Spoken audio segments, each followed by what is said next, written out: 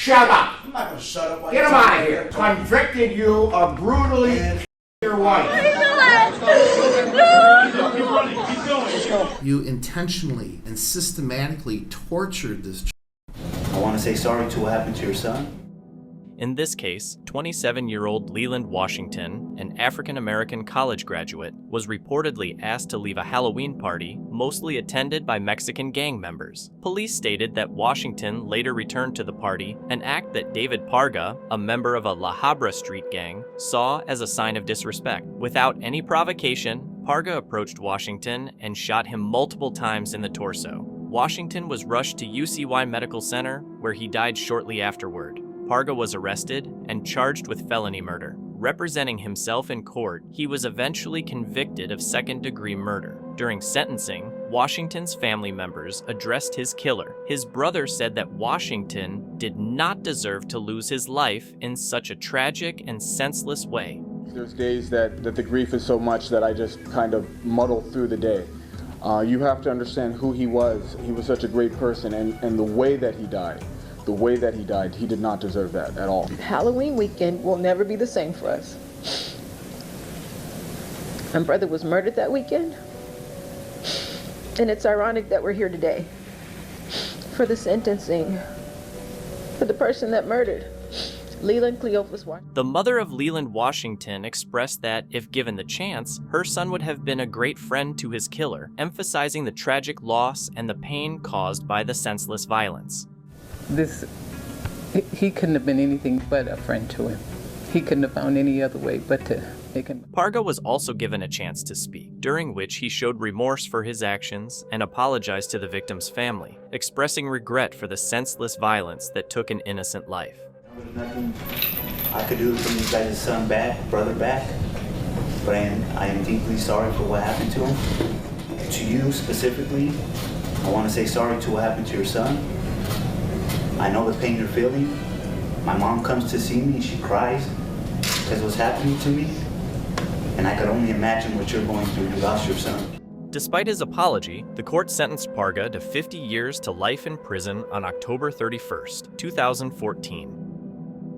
In the suburbs of Broward County, Florida, a young boy named Lionel Tate became involved in a tragic story with unimaginable consequences. Born on January 13, 1987, Tate grew up in a typical environment for many American children, but his life would take a tragic turn that made his story stand out. On July 28, 1999, when Lionel was just 12 years old, his mother, Kathleen Gret Tate, a Florida state trooper, was asked to look after her friend's daughter, Tiffany Unick. Tiffany was supposed to spend the evening at the Tate home. As the night went on, the two children were left to play downstairs while Kathleen Tate was upstairs in her bedroom, sleeping. Suddenly, she was awakened by the sound of Tiffany screaming downstairs.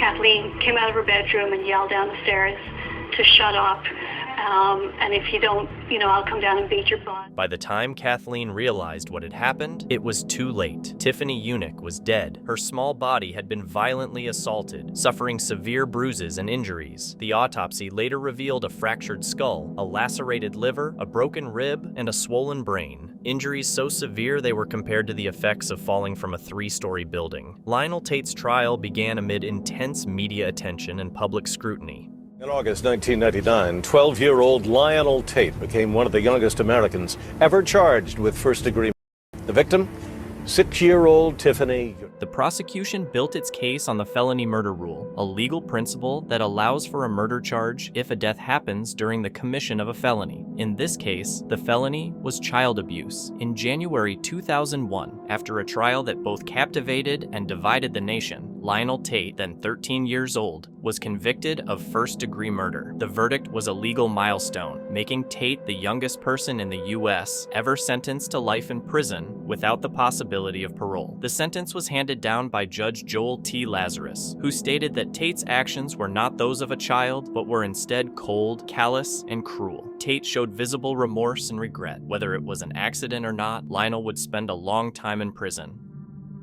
Neil Simpson, facing several charges including felonious assault and murder in Ohio, fatally shot pizza shop owner Dave Kowalczyk during a robbery in 2007 and fled the scene. However, one of Dave's employees was able to call the police. Need a police fire ambulance.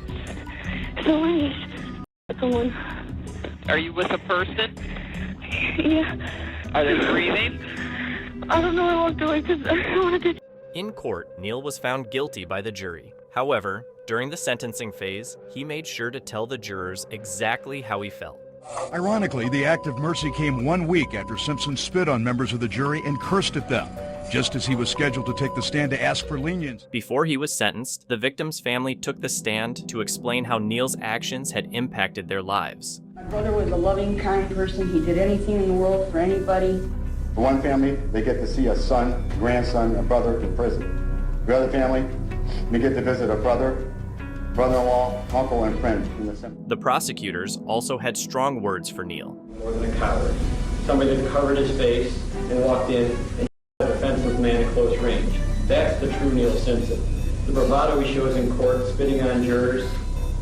I've really never had the misfortune of being a more foul piece of humanity at this point in my life. Finally, it was Neil's turn to speak to the court. In their heart, they think I'm a family member. I'm sorry for your loss, but I had nothing to do with your family members.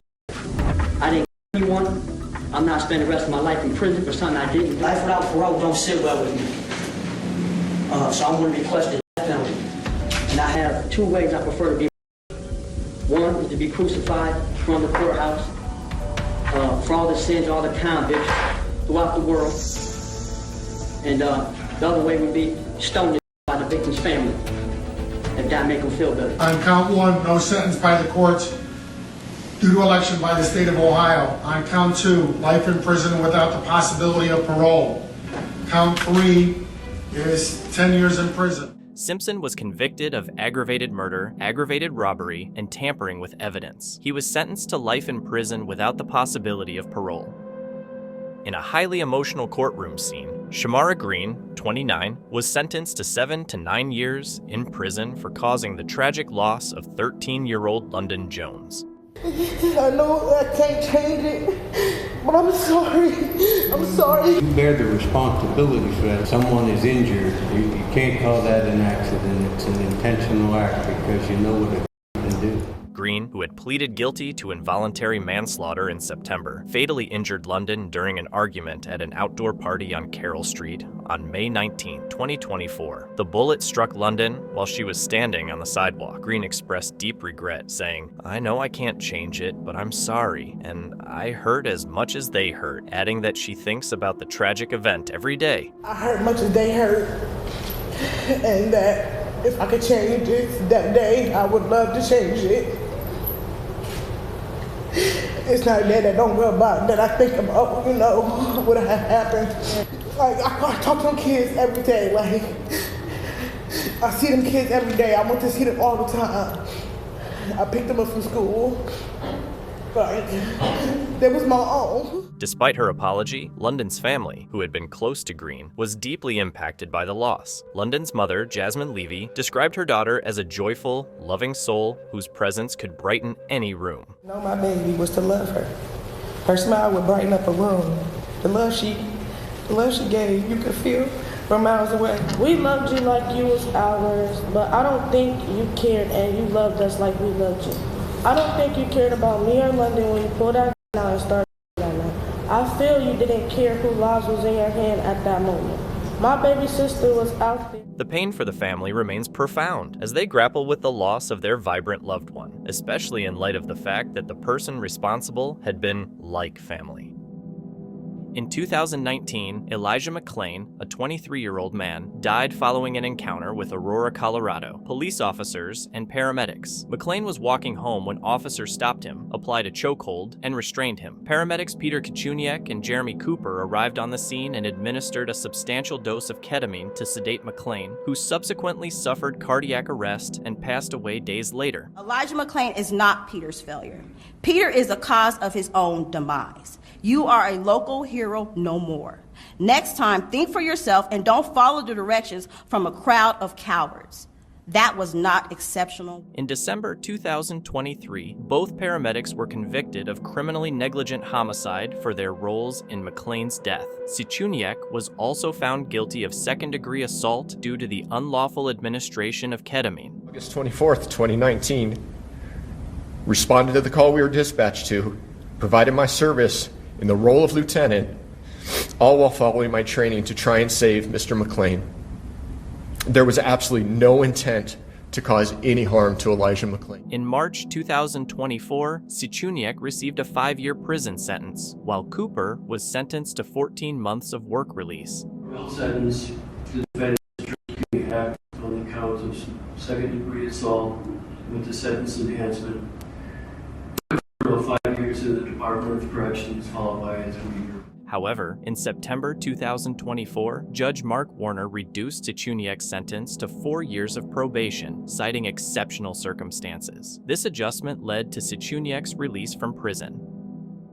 Benton Byer, who identifies as a white supremacist, gained national attention for his involvement in a racially motivated attack that led to his life sentence. He was found guilty of a violent assault that left a man seriously injured, with prosecutors emphasizing that the crime was driven by racial hatred. During the trial, Byer showed little remorse and openly upheld his white nationalist views. When he was sentenced to life in prison, he remained emotionless, a stark contrast to the heartfelt statements from the victim's family. His lack of regret highlighted the strong hold his extremist beliefs had on him. You did not destroy a home. You destroyed a family. The sentencing hearing revealed the devastating impact of Byer's actions. The victim's family spoke about the trauma, pain, and fear the assault caused, stressing that it wasn't just an act of physical violence, but an attempt to dehumanize and instill fear because of race. Despite their emotional statements, Byer showed no acknowledgement of his responsibility, staying silent and indifferent throughout. House I once called home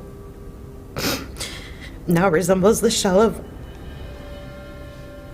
a life that once was, and a family that's forever changed. The place we once called home will be emptied of its contents and sold. For Byer, the life sentence marked his permanent removal from society, a punishment many agreed was both deserved and necessary. Prosecutors emphasized that his extremist beliefs posed an ongoing threat, both within prison and beyond. The courtroom proceedings underscored the connection between white supremacist ideologies and acts of violence, highlighting the importance of accountability in such cases. While the sentencing brought a sense of closure for some, it also served as a reminder of the larger challenges society faces in addressing and dismantling systems of hate. Laura Patterson, who was convicted of firing a weapon inside Portland International Airport, PDX, in November 2023, has been sentenced to 5 years in prison. For my time that I have spent incarcerated over these past 13 months, I've had no behavioral issues.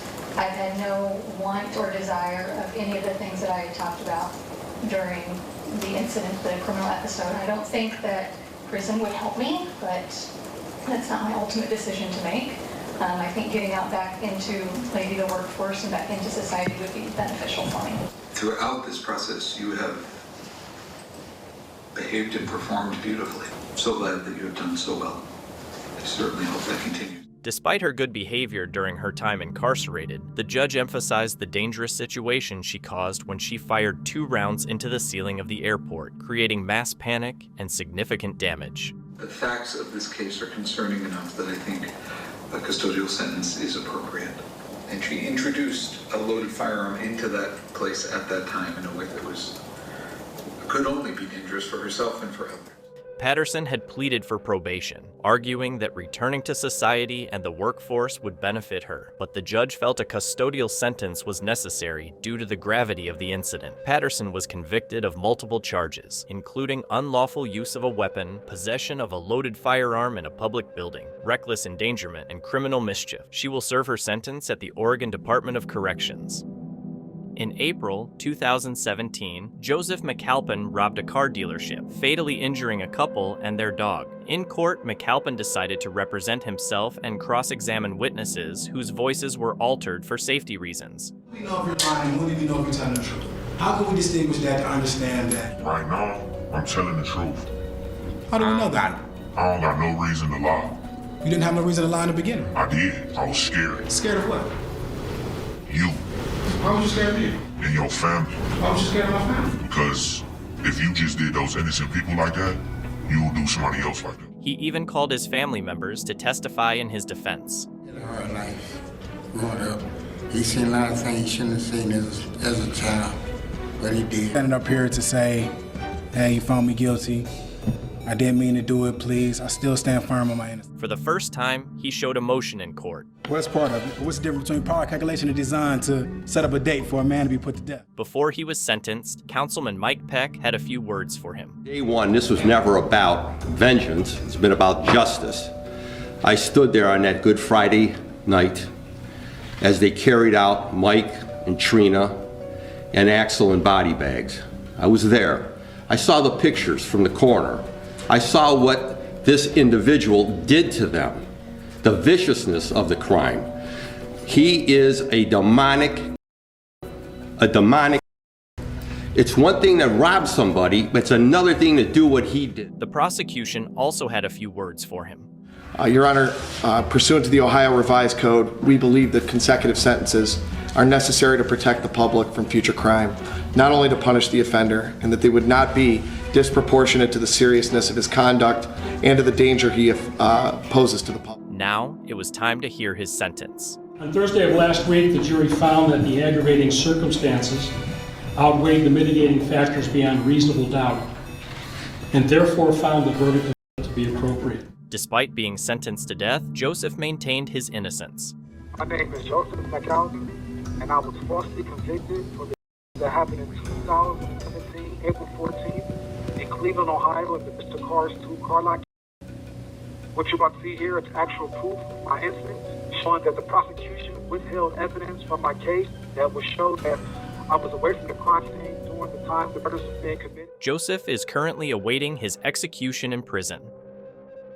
Former Newark police officer Giovanni Crespo was sentenced to 27 years in prison for his involvement in a fatal incident that occurred in January 2019. Crespo was convicted of aggravated manslaughter, aggravated assault, possession of a weapon, and official misconduct after firing at a fleeing vehicle during a police pursuit. The incident resulted in the demise of Gregory Griffin and serious injury to Andrew Dixon. During the emotional sentencing, Crespo's mother pleaded for leniency, emphasizing the impact a long sentence would have on his family, including his children. When I died to Giovanni, I made a promise to his mom that Giovanni was going to be the best that he could be. And she wanted me to raise him the right way, and I did my best. Crespo also apologized to the victims' families and his own, expressing remorse for the pain caused by his actions. I would just like to apologize for the event that occurred, to the victims, to my family that I put through, everybody that's been going through hard times because of this. I took a chance at a job where it's life or death every day. And the thin blue line really is just the line. The court found Crespo's actions to be excessive rather than justified, as argued by the defense. While Crespo's family hoped for a lighter sentence, the victims' families felt the sentence was just. With time already served and potential credit for good behavior, Crespo was expected to spend around 23 years and 7 months behind bars. Christine Ricci, a 46-year-old woman from Marshfield, was arraigned in court for the alleged murder of her husband, 51-year-old Michael Ricci, a veteran Boston firefighter. You are charged with murder. During her court appearance, Christine appeared visibly distressed, eventually collapsing, which led to the arraignment being stopped and her being transported to the hospital. To be a loving couple. The incident occurred at the Ricci family home on Moraine Street, where Michael was reportedly fatally stabbed. The couple, who were known to have 3 children, 2 adults and a teenager, had faced previous marital troubles, including Christine's arrest last year for disturbing the peace and trespassing in an incident involving her husband. Neighbors and the community are grappling with the tragedy, noting the devastating impact on the family, especially the children. It's just terrible. It's a terrible tragedy because now those kids, those wonderful kids, you know, their mother is away or their father has passed, and it's just a horrible thing for a family. The Boston Fire Department released a statement mourning Michael Ricci, highlighting his 23 years of dedicated service and expressing deep sorrow over his loss. Cedric Patterson was sentenced to 44 to 49.5 years to life in prison for the murder of Bernard Owens and injuring another man. Patterson's sentencing came 2 weeks after his conviction for taking the life of Owens at the Riverview Apartments in December 2021 and injuring another man in a separate incident just days earlier. I am grateful that he got what he deserved and my brother got justice today, and I'm grateful for that. The courtroom was filled with emotional pleas from Owens's grieving family, who expressed their enduring pain and called for justice. My baby, my oldest son, and we miss him. Owens' family members, including his mother and sister, spoke about the devastating loss and their inability to forgive Patterson. He had not to kill my baby, and I can't forgive him for that. I hate him. All I ask, Your Honor, just think about the grieving that this family really got to do about the senseless act that this man took upon us. I pray that he gets what he deserves and then some. During the sentencing, Patterson apologized and asked for forgiveness, acknowledging his role in perpetuating violence. I feel awful to have participated in this epidemic called black-on-black violence. However, Judge Ronald Rice cited Patterson's extensive criminal history across 3 states, labeling him a criminal psychopath. The judge also criticized the lack of cooperation in the community, emphasizing that the earlier victim's failure to report the incident allowed Patterson to remain free and ultimately resulted in Owens' passing. As Judge Rice accurately pointed out today, if the individual who had been shot a few days before this had come forward and identified his Bernard Owens would be alive today. The sentence provides some measure of justice for Owens' family, but their grief remains profound and unresolved. In a Wake County courtroom, Joshua Becker was sentenced to life in prison for the brutal rape and assault of a woman on Glenwood Avenue in June 2022. Becker followed the victim for several blocks as she walked home from a bar, eventually attacking her by dragging her into a wooded area, choking her, and repeatedly raping and beating her. Despite her trying to fight, this defendant started pounding her with full punches to the face repeatedly over and over and over again. He wasn't done yet, so he decided to slide back down, and he proceeded to rape her again. He stopped for a moment, and she kind of hoped like this is it, but he still wasn't done. Prosecutors presented extensive evidence, including Becker's DNA found on the victim's shorts and surveillance footage from Glenwood Avenue, as well as a letter he wrote to his ex-wife where he confessed to believing he had ended the life of the victim. Again, you're still in this disassociative phase where her brain still does not believe she is safe. Irritability, anger, which are all to be expected after a violent crime. That is no fault of hers. We see that a lot in individuals diagnosed with PTSD. The victim continues to suffer from severe emotional trauma and PTSD as a result of the attack. In court, Becker apologized to the victim, delivering a lengthy statement, but the judge dismissed any attempt at portraying himself as a victim. There are just no words for the pain that this has caused. These words are all I have, though. I ask everyone to try to allow themselves to feel the soul-crushing weight of them. The judge described Becker as a predator who stalked his victim, likening his actions to those of an animal lying in wait to attack. You were a predator. You stalked and you lay in wait to attack. Like an animal. Let me be clear, as much as you have donned the cloak of victimhood, you are not the victim here. Any pain you have experienced was self-inflicted. After the sentencing, Becker's attorneys mentioned the possibility of an appeal, but immediately withdrew from his defense team. Joseph Ferlazzo was found guilty of first-degree murder for the 2021 incident involving his wife, Emily Jean, during their one-year wedding anniversary celebration in Bolton. After hearing testimony and deliberating for less than 2 hours, the jury reached a unanimous verdict. Ferlazzo claimed he acted in self-defense, testifying that he feared for his life during an altercation with Emily Jean. Despite his assertions, the jury found the evidence sufficient to convict him. What I remember is feeling like three things. It was I felt like it was boom, boom, boom, and it was two, and then her body dropping. Emily Jean's mother expressed relief at the verdict, stating it was the closest form of justice she could receive, though it could never bring her daughter back. The only thing that could make it better really is to have my daughter back in my arms and alive and breathing and singing and loving life the way that she was. The case was highly emotional, with friends and family of Emily Jean present in the courtroom. Ferlazzo will remain in custody without bail until his sentencing, where he faces a minimum sentence of 35 years in prison. The final sentencing decision is expected in February.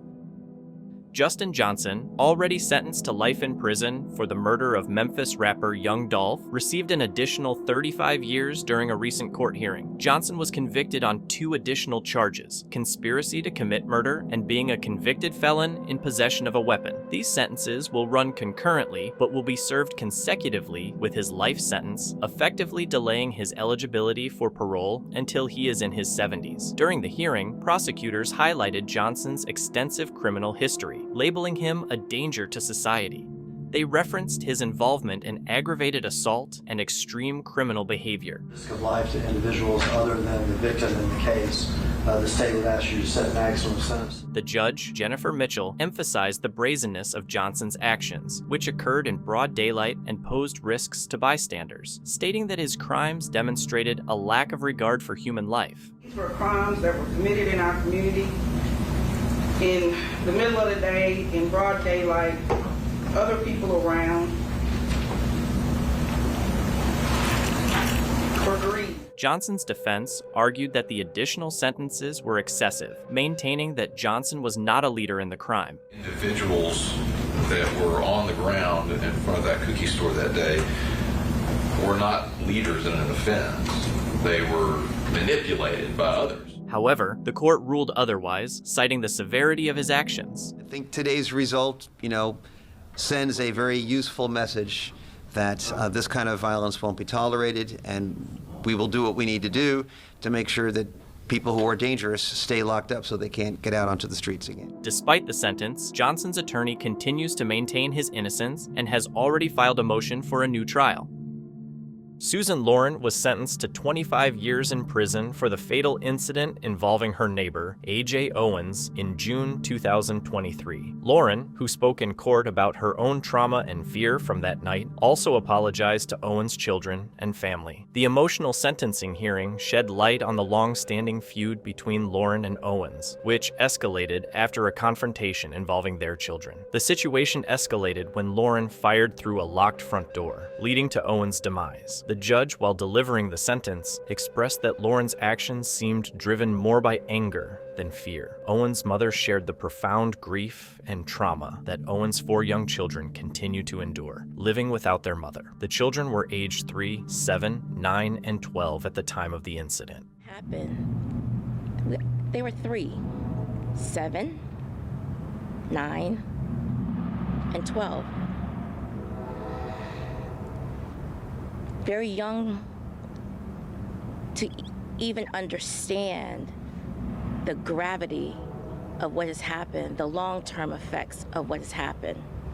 They're living in the right now, and right now they don't have a mother. While Lauren faced a maximum possible sentence of 30 years, the judge handed her 25 years, which Owens' family deemed a significant sentence and expressed satisfaction with the outcome. I so wish I could go back and change things so that she was still here. I would trade my life. The tragedy highlighted the devastating consequences of unresolved conflicts and the ripple effects of violence on families. A 44-year-old former employee of the Venetian was sentenced to life in prison with the possibility of parole after 20 years for his actions at a company picnic in April of the previous year. Roble, described as a disgruntled employee, opened fire at Sunset Park, ending the life of Mia Banks, a beloved executive, and injuring Hector Rodriguez, another executive. During the sentencing, Mia Banks' daughter delivered an emotional statement describing her mother as her best friend and role model, expressing the enduring pain of her loss. Sometimes I still feel like I'm in shock. Sometimes I think she's on a trip or something, and she'll be back soon. There's no turning back. There's no waking up from this bad dream. This is now my reality. Robles' defense claimed his diabetes and autism spectrum diagnosis contributed to his actions, but Hector Rodriguez, the survivor, rejected the apology, emphasizing that no medical condition could justify the execution of another human being. All of these things were going through my mind when I turned my anger and frustration towards my supervisors. I know what I did was wrong. I apologize for the pain I caused to my coworkers. There are no sorries. There are no apologies. There are no medical conditions that give somebody the opportunity to execute another human being. It hurts my heart. Judge Doug Herndon, visibly moved by the statements from Banks' family, affirmed that while Roble took Banks' physical life, he did not diminish her legacy. You may have taken her physical life, Mr. Roble, but you sure as hell didn't end her legacy. Roble's sentences for first-degree murder and attempted murder will run consecutively, ensuring he spends a substantial portion of his life in prison. Former Clark County official Robert Tellis was sentenced to life in prison with the possibility of parole after 28 years for the murder of Las Vegas Review-Journal reporter Jeff Guerin. The sentencing came following Tellis's conviction in August, where a jury found him guilty of stabbing Guerin, resulting in his loss of life. The jury had already recommended a 20-year sentence, but additional factors, including the use of a deadly weapon and the murder of a person aged 60 or older, led to the extended sentence. During his sentencing, Tellis addressed Guerin's family, expressing condolences but maintaining his innocence. Family have my deepest condolences. The desire to seek justice and have somebody accountable for this. But I did not kill Mr. Guerin. Guerin's family, however, emotionally described the ongoing pain and anxiety they have faced since the murder 2 years ago. They urged the judge to impose the maximum sentence, emphasizing concerns about their safety should Tellis ever be released. We're still in shock, and it's been 2 years. The judge ultimately sentenced Tellis to 28 years to life, a decision that considers both the gravity of the crime and the family's fears. The jury in this case found that Mr. Tellis willfully, deliberately, and with premeditation killed Mr. Guerin. He did it by means of lying in wait. He was our leader, and it's, we're never going to see him again. We have a lot of anxiety about the future safety of our family, and the children of our family, if Robert Tellis were to be released after just 20 years of incarceration. Outside the courtroom, Tellis's defense attorney, Robert Draskovich, commented on his client's expression of remorse, while noting that Tellis continued to deny responsibility for the murder. His statement could have been much worse today.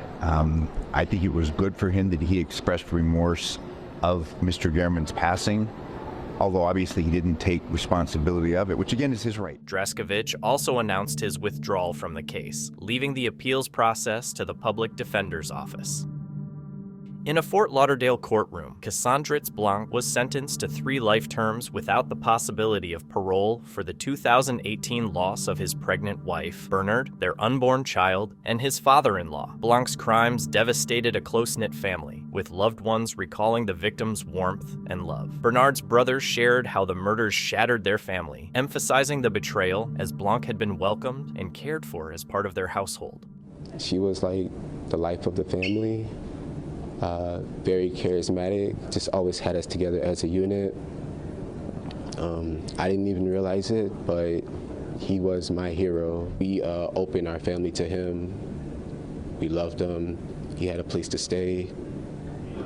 And for him to do whatever he did, there's just no way to excuse that. During a police interrogation in 2018, Blanc confessed to the murders, claiming he acted out of a sense of being disrespected. In court, he offered an emotional apology to the victim's family, acknowledging that his words could not undo the pain he caused. I'd like to apologize to the victims and the victim's family. I'm very sorry. My words doesn't change anything, but I just want you guys to know I really am sorry. The family, however, found no solace in his apology, describing it as meaningless given the horrific actions. As far as his apology, it really didn't matter. There's no words that can undo the things that he did to us. The tragedy continues to haunt the family, but they express some relief knowing that Blanc, who caused them so much anguish, will spend the rest of his life in prison and will not be able to harm anyone else.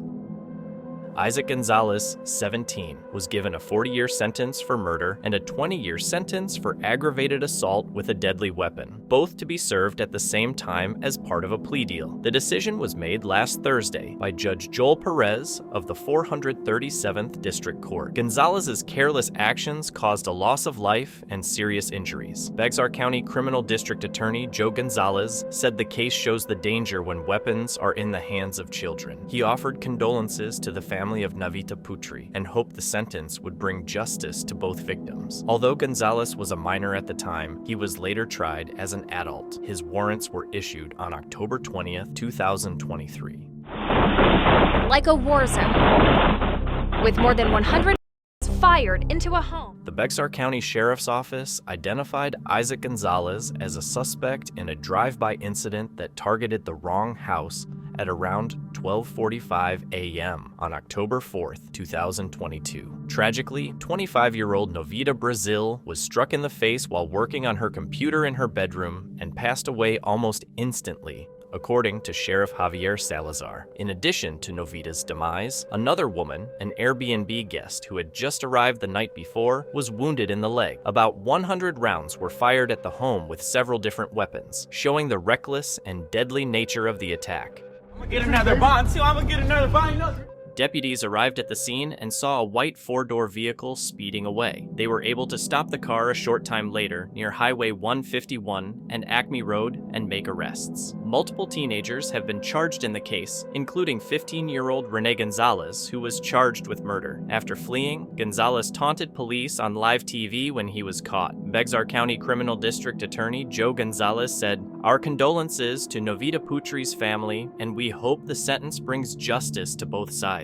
Even though the murder wasn't planned and was more of a street shooting that went wrong, Gonzalez was caught with firearms and fired around 100 shots, killing a young woman who was just starting her life. He was sentenced to about 40 years for murder and 20 years for aggravated assault with a deadly weapon, both to be served one after the other." Worked in court, but pleaded guilty. During his trial and sentencing, Gonzalez was seen smirking in court. Even after admitting to his crimes, his neighbor, who captured footage of the incident, said in an interview that she believes he doesn't fully understand how much pain he caused to many people.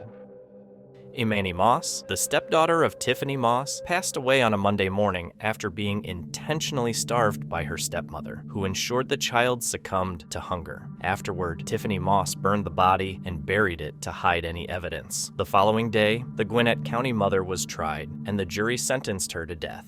A Gwinnett County stepmother stared straight ahead, briefly looked down for just a moment before she raised her head again and then. Tiffany Moss was convicted on 6 charges related to the loss of Imani Moss: murder, felony murder, cruelty to children in the first degree, and concealing the passing of another, with the charges of felony murder and first-degree cruelty appearing more than once. The district attorney for Gwinnett County stated that the punishment had to match the crime, calling it vile and inhuman. He emphasized that starvation is a form of torture, especially for a 10-year-old child, and that the sentence was appropriate given the cruelty of the act. Imani Moss's father testified on behalf of his wife, clearly attempting to cover for her in an effort to avoid the death penalty. Iman allegedly calculated every part of Imani's abuse and while jumping between different statements, attempting to confuse the entire courtroom. Tiffany Moss was facing a room full of highly intelligent individuals who were not easily deceived by her fabricated lies. It was an incredibly sad and emotional scene, especially when the burnt body of little Imani was presented, which was utterly heartbreaking for everyone involved.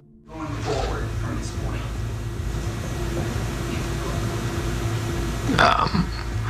In terms of representation, or is there something you need from the court that you don't have? During her death trial, Judge George Hutchinson gave Tiffany Moss the opportunity to speak to the court. However, she appeared largely unfazed and had nothing significant to say. In fact, she was seen laughing while attempting to speak to the judge, showing no remorse or regret for what she had done to her stepdaughter.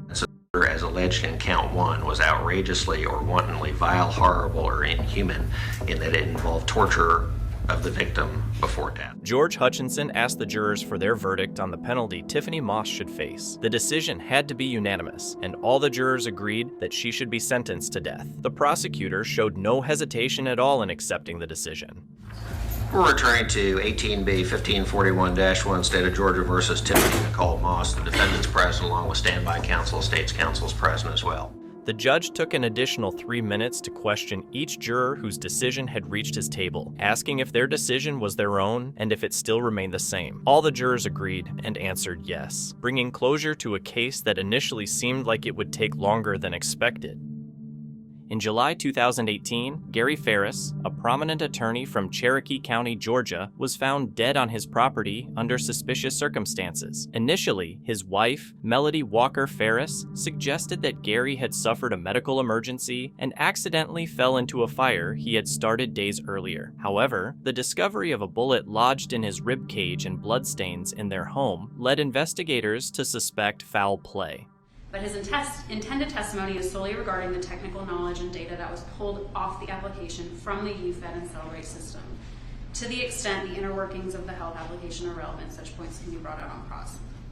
So essentially, it's the same role as Ms. Harris would. She would just be communicating the data to the jury in an understandable manner. So. Further investigation revealed that Melody had been involved in extramarital affairs and stood to benefit from Gary's $2 million life insurance policy. These findings, coupled with evidence such as a late-night phone call to her alleged lover, pointed towards a motive rooted in financial gain and marital discord. In November 2024, after an 18-day trial, a Cherokee County jury found Melody guilty on all charges, including malice murder, felony murder, aggravated assault, concealing the death of another, and making a false statement. One of the things I thought about over the weekend, in the middle of the night when I think of things like that, we talked about, I brought up toxilizer, and then over the weekend I thought about an Alka sensor. Now, we all know the Alka sensor spits out a number. The Alka sensor being a roadside personal breath test device. The number is not admissible in court because the device, even though it spits out a number, is a scientific device and is not inherently reliable. It's not tested. It's not calibrated. It's a portable breath test that, because it's floating around somewhere in the car of the police officer, is subject to variables. And that's even a device that, is approved for use on the side of the road. And so again, I don't know. We all think we know how it works. We don't really know how it works. I have a better idea maybe than others, but I still don't know how it works. It still goes through Apple's filter and their proprietary information. And so I still think I need to hear more evidence if y'all are wanting to get that data presented to the jury. I might, in thinking about it in that term, comparing it to Alka sensor, I might let the witness say that based upon review of the data that was collected, that there was some activity. And that might be, that's better than saying no activity, but I'm still not 100% about that yet. She was subsequently sentenced to life in prison with the possibility of parole after 30 years, along with additional concurrent sentences for her other offenses. During the sentencing, Melody made a dramatic accusation, claiming that her son, Scott Ferris, was the actual perpetrator. She alleged that Scott had attempted to frame her for the crime. However, these claims were dismissed by the court, and the judge proceeded with the sentencing as determined by the jury's verdict. In a Denver court, 18-year-old Remy Cordova was sentenced to life in prison without the possibility of parole for 40 years for the 2021 fatal incident involving Pamela Cabriales. The incident occurred when Cordova, then 14 years old, fired into Cabriales' vehicle with an AR-15 after an altercation at a traffic stop. Cabriales, a mother, was critically injured and succumbed to her injuries several days later. Due to the severity of the crime, Cordova was charged and tried as an adult. During the sentencing, Cordova addressed Cabriales' family, expressing sympathy for their pain but maintaining his innocence, stating, "I cannot take responsibility for something that I did not do." I try to really know I feel for y'all, and I understand completely, and I'm terribly sorry for the pain that you guys feel. But I cannot take responsibility for something that I did not do. Both my son and I have gone through all grievance stages. What do you do when your child asks you, who's going to take care of me if you Daddy? I'm sad because I don't want to lose you. I remember going to this place with my mommy before she died. Cabriales' family, still grieving their profound loss, shared the emotional toll of the tragedy. In October 2024, Carlos Hernandez, 37, and Joshua Zuazo, 39, both from Dearborn, Michigan, were charged with felony murder and 2 counts of unlawful imprisonment in connection with the tragic loss of Hussein Sam Murray, a 72-year-old jeweler from Rochester Hills. On October 10th, the suspects visited the Murray residence, posing as DTE Energy workers investigating a gas leak. Speaking through a doorbell camera, the Murrays declined entry due to the late hour. DTE. Coming around. You guys need to come around. The following morning, the men returned and were allowed inside. Hussein Murray led them to the basement, purportedly to inspect the alleged leak. When the suspects re-emerged without him, they confronted Linda Murray, demanding to know the location of valuables. Noticing blood on one suspect's vest, Linda began to scream, prompting Hernandez to strike her and bind her wrists and ankles with duct tape. He asked me, where is the jewelry and where is the cash? And what was your response to that? The same, that the jewelry wasn't in the house and we didn't have cash except what I told him. Okay. And what happened next? I started asking, where's my husband? Where's my husband? And I didn't get a response. And when Mr. Zuazo came up the stairs, I saw blood on his vest and I started screaming. And Mr. Hernandez hit me in the face. The assailants then searched the home, stealing her watch and phone before fleeing. After freeing herself, Linda called 911. Responding officers discovered Hussein's body in the basement, his wrists and ankles bound with duct tape. So evidence of injury is a lot blunt force injury to the head, which are contusions, bruisings to the face, lacerations around the jaw, around the left side of the scalp and the back of the scalp, and he had fractures of his bone. The medical examiner reported that Hussein suffered blunt force trauma, including a broken jaw and skull hemorrhaging, and passed away from asphyxiation due to neck compression. When you're talking about neck compression, how long would it take for that compression to last to cause death? It depends on the state of the person. He's tied up, he's older. He probably can't struggle and fight back much, so I'd say a matter of minutes, like less than 10 minutes, I would. The investigation revealed that the suspects targeted the Murrays, likely due to Hussein's ownership of a jewelry store in Hamtramck. Hernandez was arrested on October 12th in Shreveport, Louisiana, and Zuazo was apprehended 2 days later in Plymouth, Michigan. Both have been denied bond and are awaiting trial. In June 2023, Chad Dorman was arrested and charged with the tragic murders of his 3 young sons in Monroe Township, Ohio. Authorities reported that Dorman had planned the attacks for several months, carrying them out in front of the children's mother, who was injured in the hand while trying to intervene. Initially, prosecutors sought the death penalty for Dorman. However, in August 2024, he entered a guilty plea to 3 counts of aggravated murder and 2 counts of felonious assault, thereby avoiding capital punishment. August the 5th, and that's the date we've selected. Correct, Mr. Myers, you're in agreement with that, August 5? We are, that's in agreement. And I know on behalf of the state, August 5. Could be 2 days, could be 3 days, we don't really know. Also, on not later than July 8th, there needs to be, the parties need to provide reciprocal discovery at a minimum, witnesses who will be called to testify on each side of the aisle, if it were. If there are exhibits that would be admitted, I'd like to at least have a list similar to what we do in a trial, identifying what exhibits may be presented by both parties by July 8th. This plea agreement resulted in Dorman receiving 3 consecutive life sentences without the possibility of parole. During court proceedings, it was revealed that Dorman had lined up his sons and fired at them execution style. One of the boys attempted to flee but was pursued and fatally struck.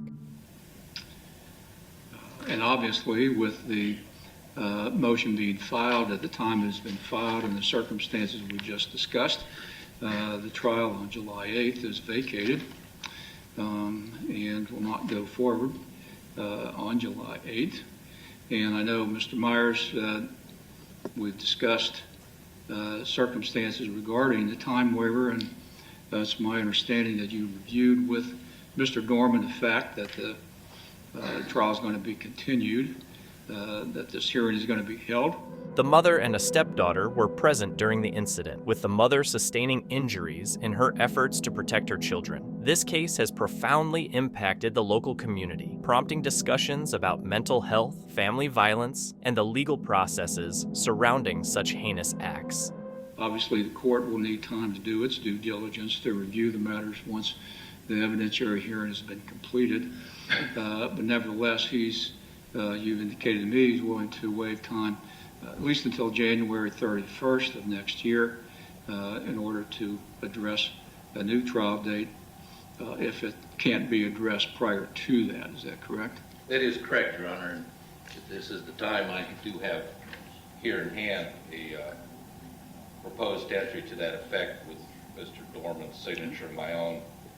The Claremont County Sheriff's Office and local support services have been actively involved in providing assistance to the grieving family and community members affected by this tragedy.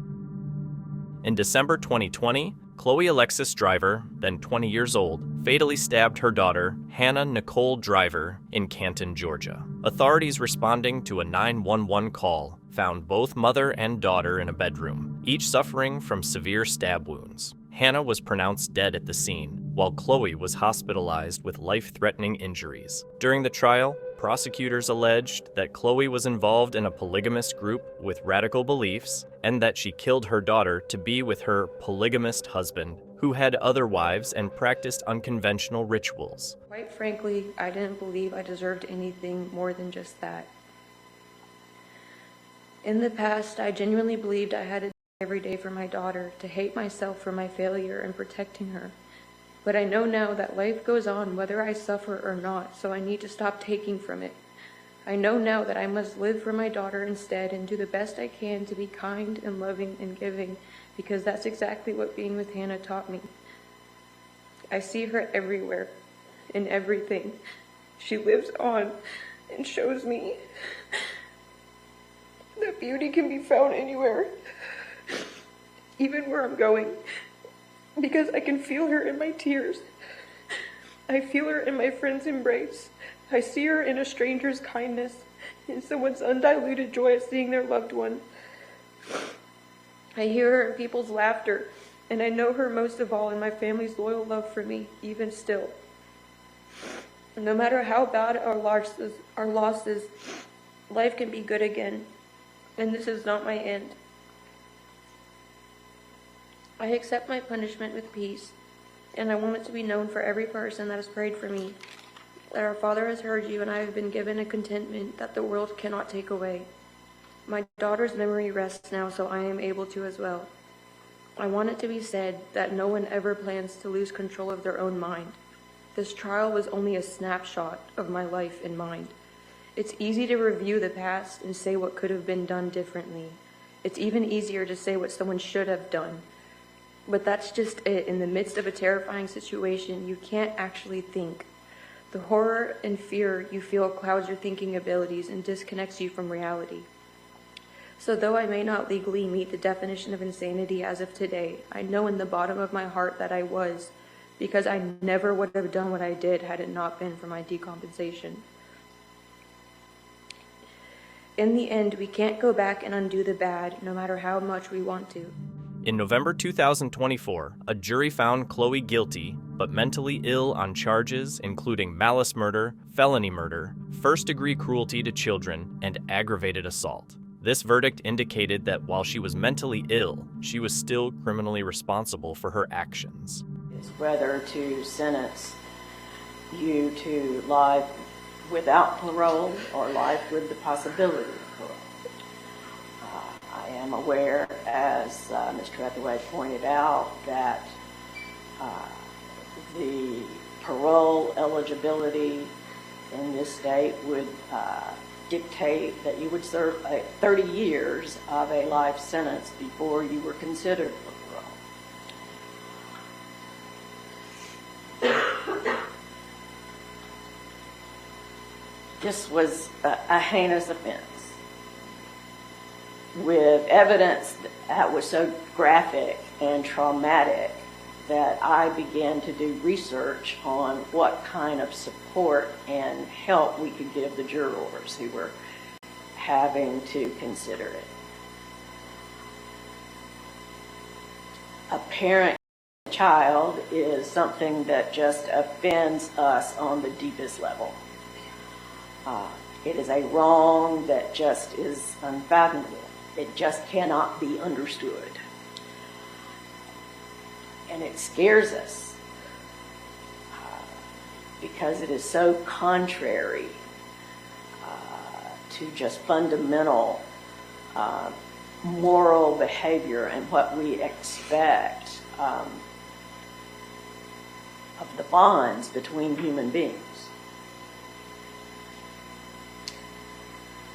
And I have all those thoughts. I have had all those thoughts in this case. I noticed throughout the trial and considered it as part of the tragedy, quite honestly, that there were really no family members here to support you. On December 12, 2024, Cherokee County Chief Superior Court Judge Ellen McKelia sentenced Chloe to life in prison with the possibility of parole, plus an additional 20 years to be served concurrently. The judge described the crime as heinous and unfathomable, highlighting the profound violation of the parent-child bond. Leticia Gonzalez, convicted of driving under the influence of substances and causing a crash that ended the lives of her 3 children, was sentenced to prison on Monday. She pleaded no contest to operating while intoxicated, causing serious injury, a felony charge, and 3 misdemeanor charges of moving violation causing death. The crash occurred in February 2022 when Gonzalez drove off the road, hit a curb, rolled over, and landed in a retention pond in Holland Township. Gonzalez, who was able to escape the car with minor injuries, expressed deep remorse in court, crying as she read from a piece of paper and apologized to her children, their family, and the community. Yeah, I'd like to. Go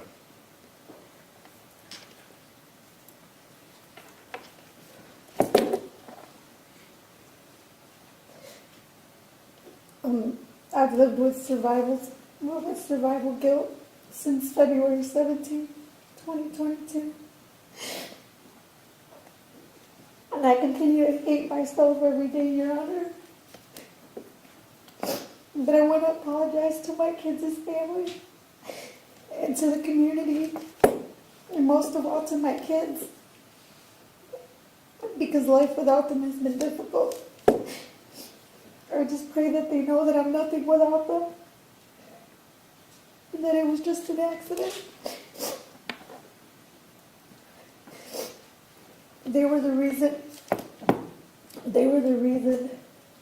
that I chose to change my life, and I chose to never look back and be seen in another courtroom in trouble. Being their mom was all I ever wanted. Each day I tried coming to terms with my reality. But My reality is just a nightmare. That day seems to stick with me, with depression and flashbacks from each and every day. I often find myself asking God why, because the hurt, it's indescribable. I love them so much. I love you boys to the moon and back. And with everything I have inside me, but Your Honor, I'm willing to accept the responsibility for my actions. Because as a mother, I feel that I have failed. But even though my life has changed, I'm asking for mercy. I'm crying out for help to understand that help to understand this mentally and physically. Because I would like to grieve. I'm living in pain and remorse every day. And I just want my boys to know that I'm sorry for everything. She said she hated herself every day and would have traded her life to change the outcome if she could. And if I could give my life and change places, I swear I would. Life without them will never be the same, Your Honor. I lost everything I ever needed, and I hate myself so much. I've been sentenced to life without them for the rest of my life, so I'm asking for forgiveness. And also to my 3 boys that lost their lives, but yet here I stand still asking you for mercy. I'm willing to take the responsibility as their mother, and as a mother should, but I would like my boys to know that I'm sorry from the bottom of my heart, and I hope that they can forgive me, and I hope the community and you can forgive me, Your Honor. But I will always love my boys with all of you. Despite her sorrow, she asked the judge for mercy. The judge acknowledged Gonzalez's struggle with substance use, but emphasized that the children paid the ultimate price for it. Thank you. Do you need a moment? No one is suggesting that anything that happened here was intentional at all. By the same token, when the court looks at the pre-sentence investigation report, it indicates that you had obtained illicit methadone on multiple occasions from this other individual. And unfortunately, your children were in the motor vehicle when you did that. So this was not a one-time situation in which you succumbed to pressures or desires to use drugs. Rather, this seems to be a pattern, and unfortunately, your children paid the ultimate price for that. And then historically, when the court looks at your contacts with the justice system in all the arenas, back in 2016, 2017, and preceding and post, you had your parental rights terminated to at least 2 children, I think 3 now. And that was for neglect and drug use and abuse situations. So this has been a long-term pattern of placing your children at risk because of drug usage. And now we have lost 3. So therefore the court does believe that a substantial sanction is warranted because this was not a one bad night situation in which we have a horrific tragedy. It is the sentence of this court on the OWI causing serious injury that you be turned over to the MDOC for a minimum of 24 months and a maximum of 60 months. On all 3 counts of motor vehicle causing death, those are misdemeanors. The sentences will be the same, 365 days in jail, credit for 71. All of these are concurrent. Must pay state cost, crime victim costs, and D&A fees that are required by statute. This is the final sentence. You may file an application to the Court of Appeals regarding your conviction and sentence. If you're unable to hire an attorney, this court will appoint one to represent you at public expense. You need to fill out the paper, get it provided, return it within 42 days. Gonzalez was sentenced to a minimum of 24 months and a maximum of 60 months in prison, which is approximately 2 to 5 years. She also received a year of jail credit. Despite the legal consequences, Gonzalez's attorney noted that she is already serving a life sentence due to the loss of her children.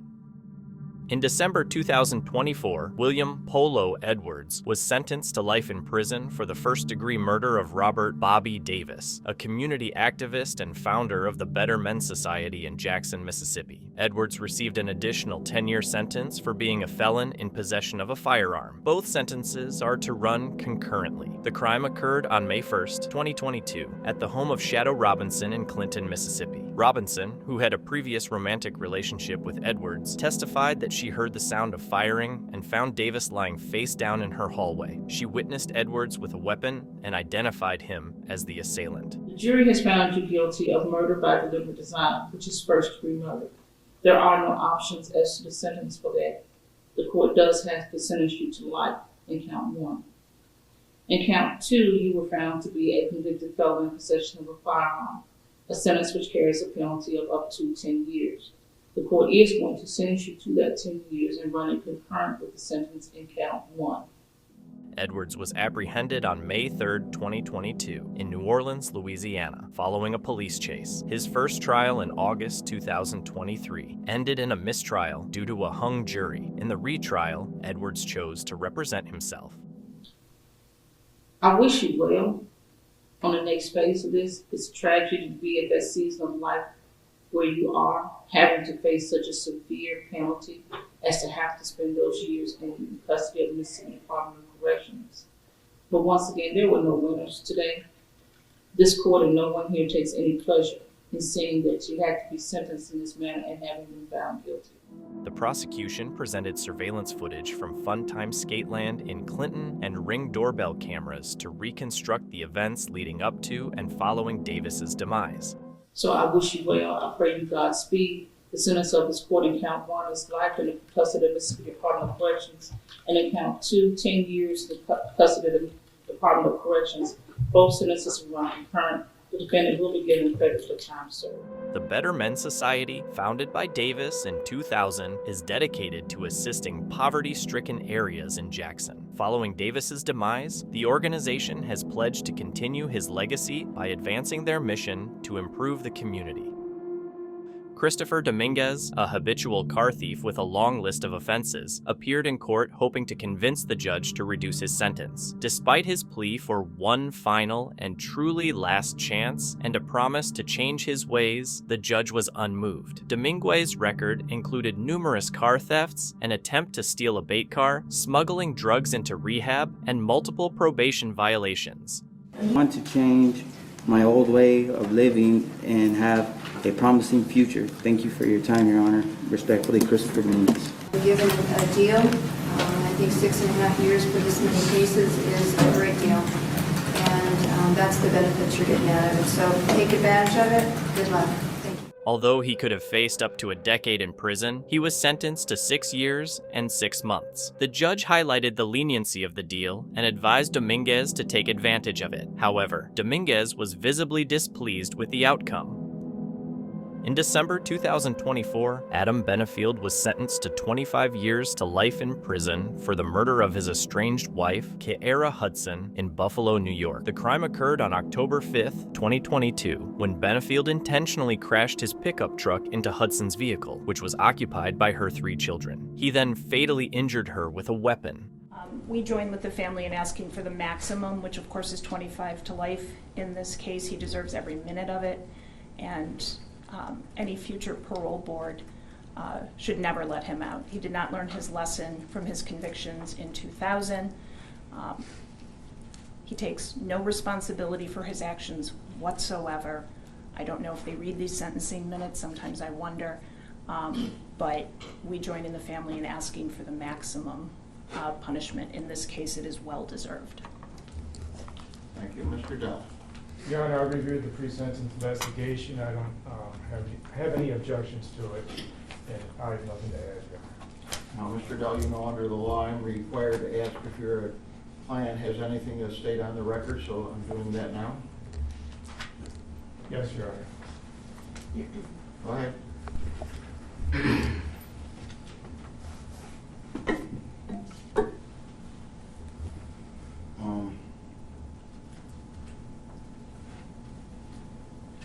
I agree that we all lost someone special. Regarding characterization that stated, I want to address that, but we all lost somebody special. I lost a wife and a family, and the family that we spent time with and enjoying with the Hudson family.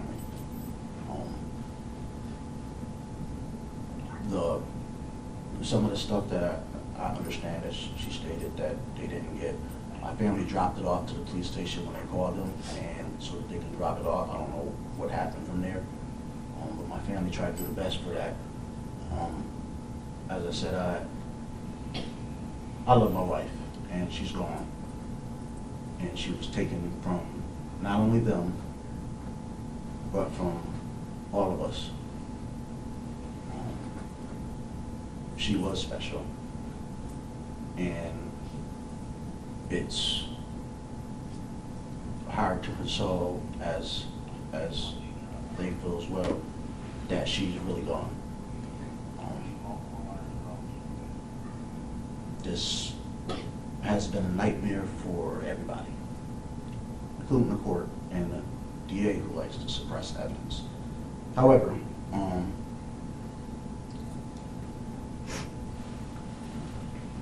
as I said, this has been a hard time for everybody.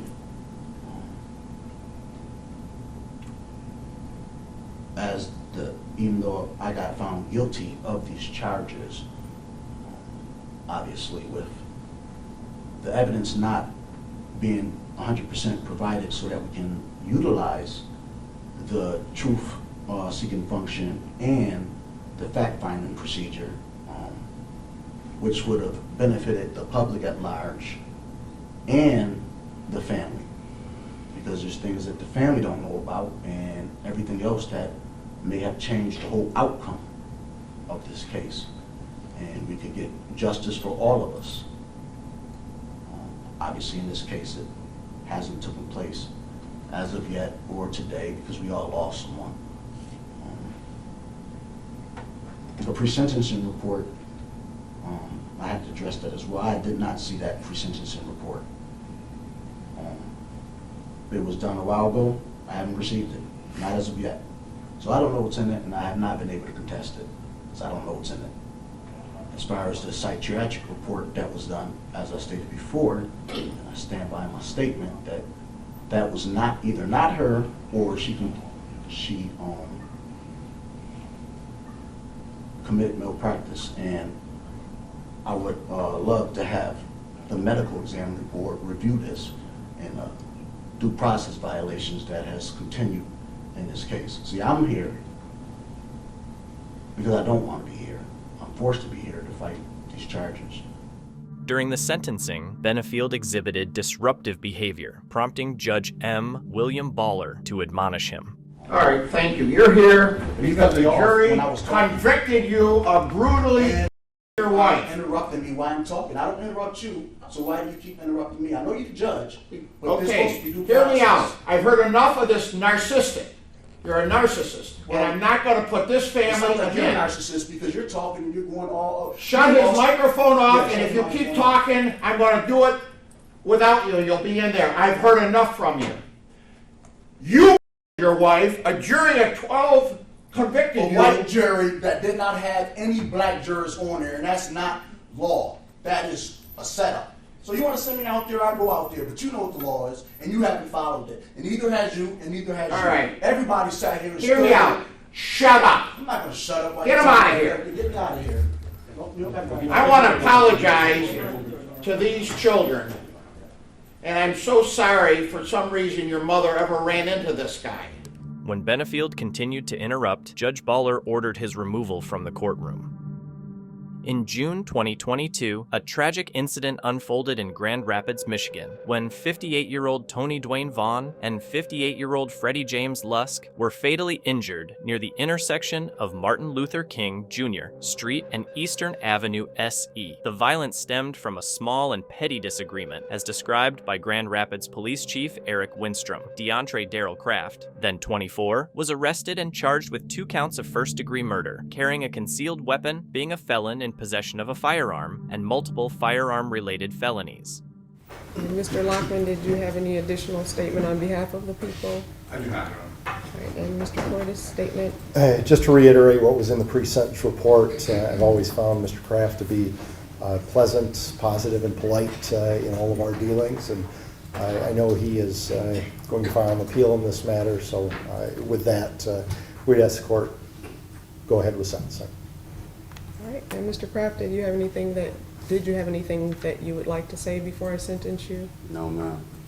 Okay, well, Mr. Kraft, at this point, you are 26 years old, and you have 5 prior felonies and 8 prior misdemeanors, and we're here for you to be sentenced regarding this incident that occurred back in June of 2022, June 23rd to be exact, where you, along with at least one other person, apparently made the decision to end the lives of Mr. Lusk and Mr. Vaughn.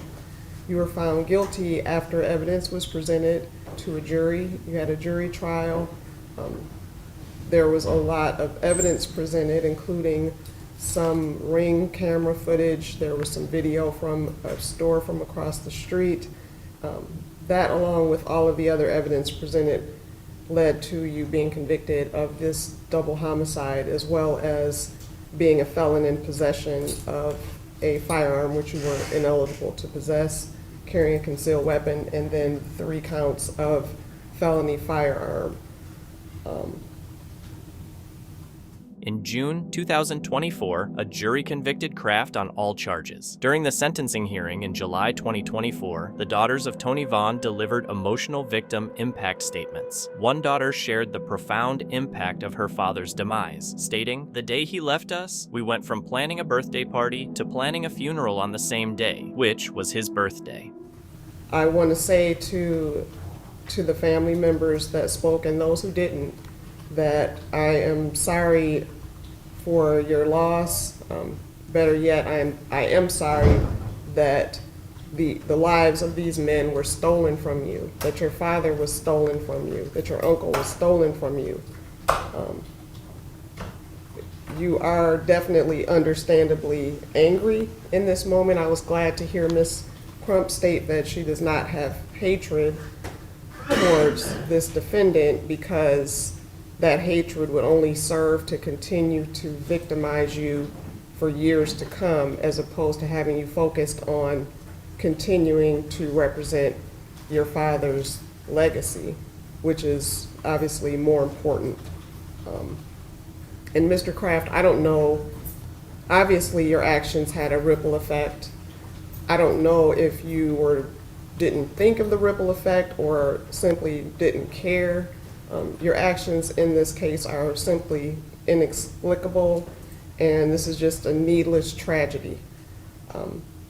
I'm not sure what more I can say with respect to that, and there are mandatory sentences in this case, so what I'm going to do is sentence you in accordance with those mandatory sentences, which means that for counts 4, 5, 6, and 7, which are this carrying a concealed weapon and the 3 felony firearm charges, you're going to receive 716 days credit for all of those. For the felony firearms, I'm sentencing you to the 2-year mandatory sentence. For the carrying a concealed weapon, I am sentencing you to 4 to 5 years in the Michigan Department of Corrections, which will be served consecutively to the felony firearm charges. I'm sorry, the CCW will not be consecutive. It will be running concurrently. In addition to that, for counts 1 and 2, which are the homicides of Mr. Lusk and Mr. Vaughn, I'm sentencing you to the mandatory sentence of life in prison without parole. And this, you'll receive credit for 0 days. This sentence will have to run consecutively to the felony firearm charges, and I'm also sentencing you for the counts 3 and 4, which are the felon in possession and the carrying concealed weapon. I'm sentencing you to 4 to 5 years in the Michigan Department of Corrections. That's in accordance and within the guidelines scored for those particular counts. Judge Christina Elmore emphasized the senselessness of the crime, remarking, "Your actions in this case are simply inexplicable, and this is just a needless tragedy." In addition to that, Mr. Kraft, you will be responsible for $476 state minimum cost, $130 crime victim rights assessment, and $1,000 in court costs. You do have 42 days to appeal this sentence, Mr. Kraft, and if you'd like a court-appointed attorney to represent you in an appeal, you have 42 days to make that request. And that's what the purple sheet is for, that the deputy will give you. Right, thank you. Thank you, Your Honor.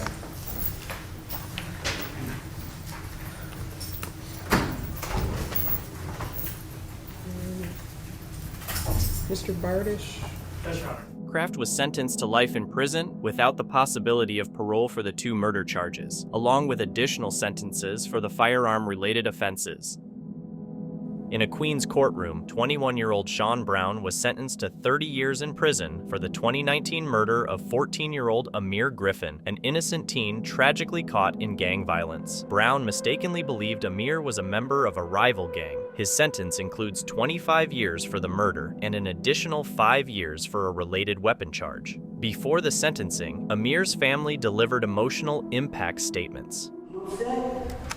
I'm angry. Took my soul from me. I haven't slept in 5 years. Amir's grieving mother was overwhelmed with sorrow as she addressed the court, while his grandmother spoke of the family's shattered dreams due to the tragic loss. Our lives have been forever altered, and we entrust the court to deliver justice and protect others from experiencing the same heartache. The only way we can get close to Amir now is by visiting his grave, where we clean it off, place flowers, balloons, and shed tears over how much we missed him. Brown had attempted to retract a previous plea deal in hopes of a more lenient sentence, but this was denied. I told you I was going to take the plea deal because of the fact I told my attorney I did not want for trial, and she told me she was doing my trial for free. This is the second time that you have attempted to say, well, I don't want to do this, I don't want to do that, and I'm not going to allow it. I've made the decision, your request to take this plea back is denied. The judge condemned the rise in gang violence, emphasizing that Brown now has ample time to reflect on his actions. You just ruined your life, and your life could have been a lot better than it is now. You could have done so much more with it, but it's going to hit you that, you know what, I really did mess up. Queens District Attorney Melinda Katz expressed satisfaction with the sentence, emphasizing its importance in providing closure to Amir's family. 30 years is a good amount of a sentencing for this. It gives the family closure. You have way more things out there that you could be doing besides someone. My son is no longer here. He was a basketball player, not a gang member. She also reaffirmed her commitment to tackling gang violence and removing illegal weapons from the streets to prevent future tragedies like this one. In August 2016, 17-year-old Brianna Nicole Flewitt was recruited by 2 Cleveland men, Keyshawn Newell, then 19, and Jeffrey Doss, then 22, to participate in an armed robbery at a Citizens Bank in Northfield Village, Ohio. Surveillance images from the robbery, released shortly thereafter, showed Flewitt and Doss inside the bank. Fearing that Flewitt might expose them after the images became public, Doss instructed Newell to end her life.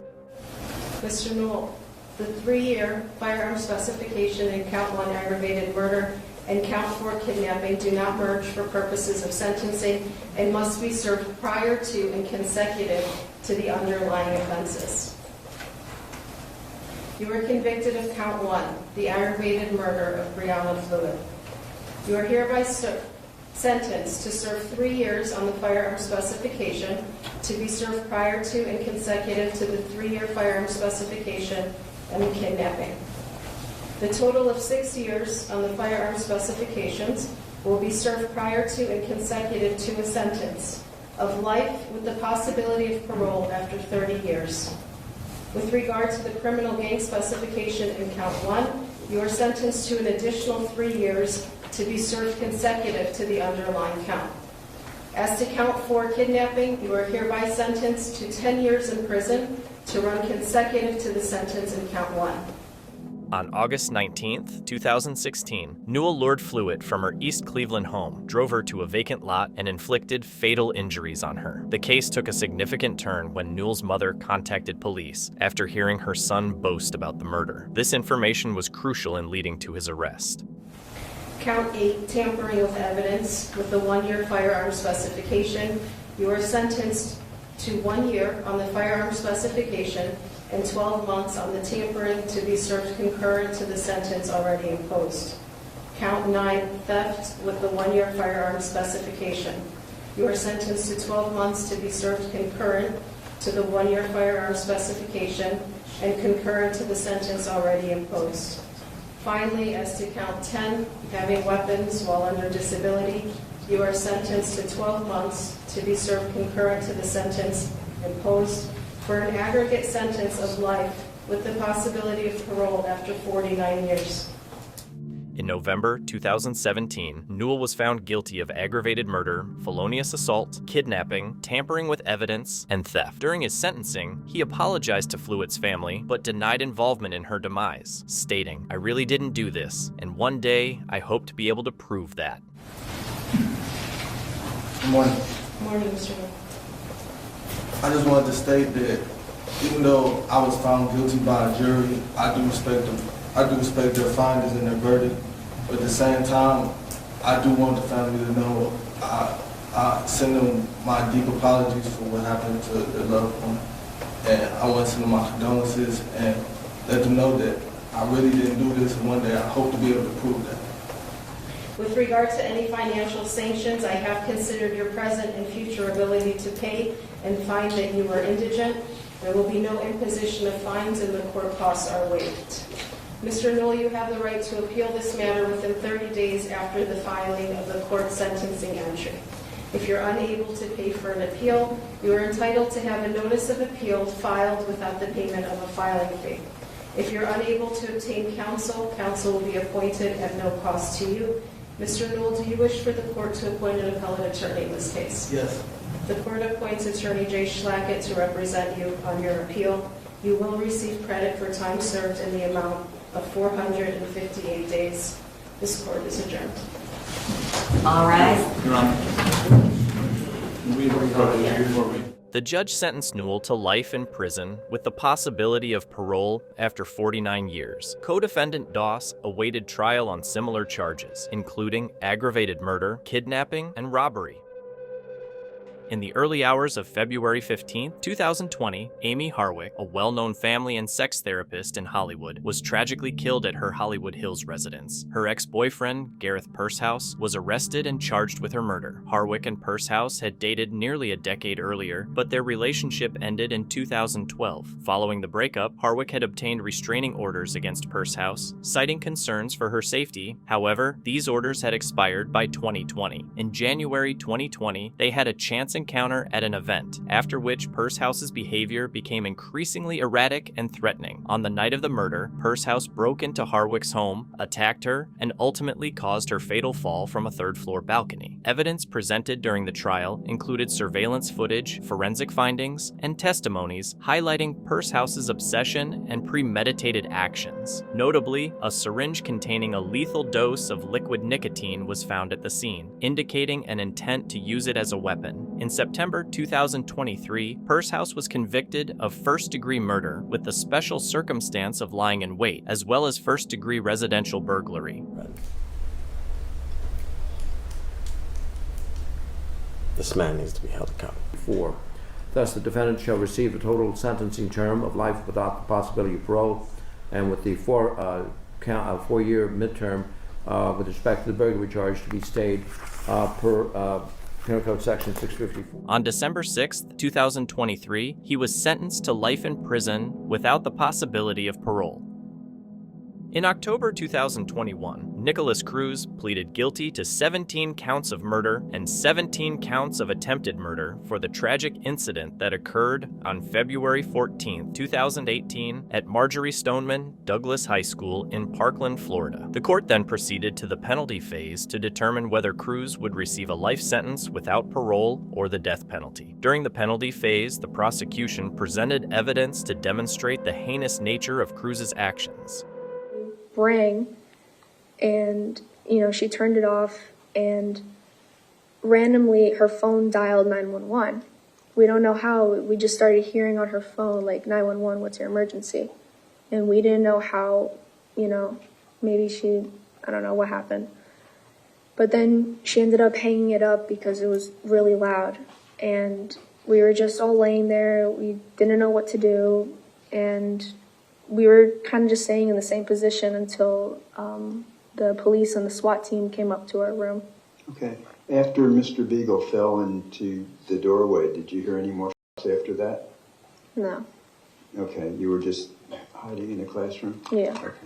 Did you take any cell phone videos? Yes, I did. Okay. His included playing audio recordings captured during the incident, which contained the sounds of firing and the screams of victims. While this harrowing audio was played, Cruz was observed placing his fingers in his ears, seemingly to block out the sounds.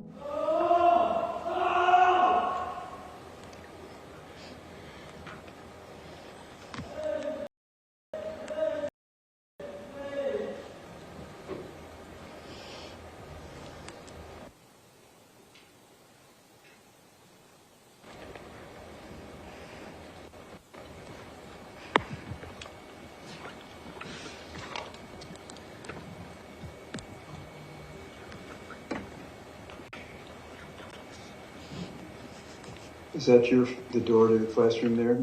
Yes.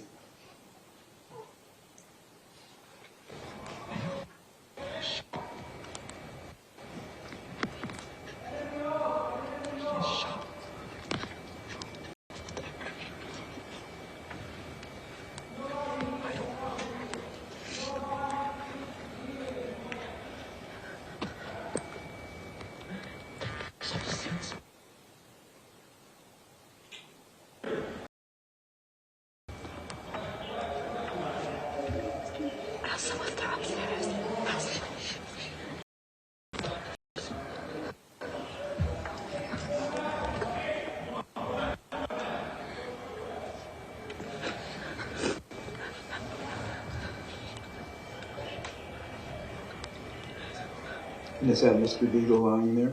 Yes.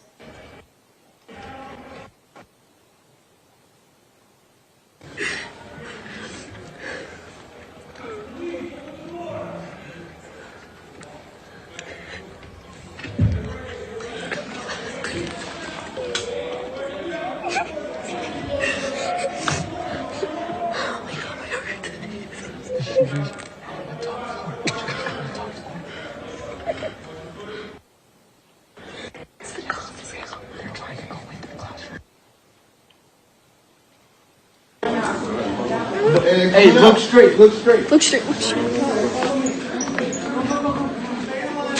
I'm not touching the door.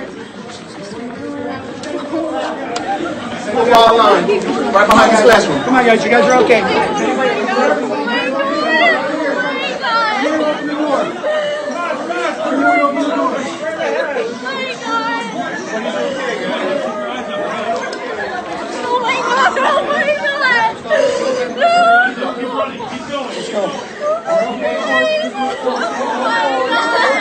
The jury ultimately recommended a sentence of life imprisonment without the possibility of parole, which was imposed by the judge on November 2nd, 2022. This decision was influenced by the requirement for a unanimous jury recommendation for the death penalty in Florida at that time. Subsequently, in April 2023, Florida Governor Ron DeSantis signed a bill allowing juries to recommend the death penalty with an 8-4 vote, partly in response to the Cruz sentencing outcome. The Parkland incident had a profound impact on the community and led to significant legal and policy changes. In June 2024, demolition began on the 1200 building of Marjorie Stoneman Douglas High School, where the tragedy occurred, marking a step toward healing for the survivors and victims' families. Additionally, in June 2024, a legal settlement was reached concerning the rights to Cruz's name and likeness. Anthony Borges, a survivor of the incident, along with the families of 3 murdered students and another survivor, now equally share these rights. This agreement prevents Cruz from profiting off his identity or granting interviews without unanimous approval from the rights holders.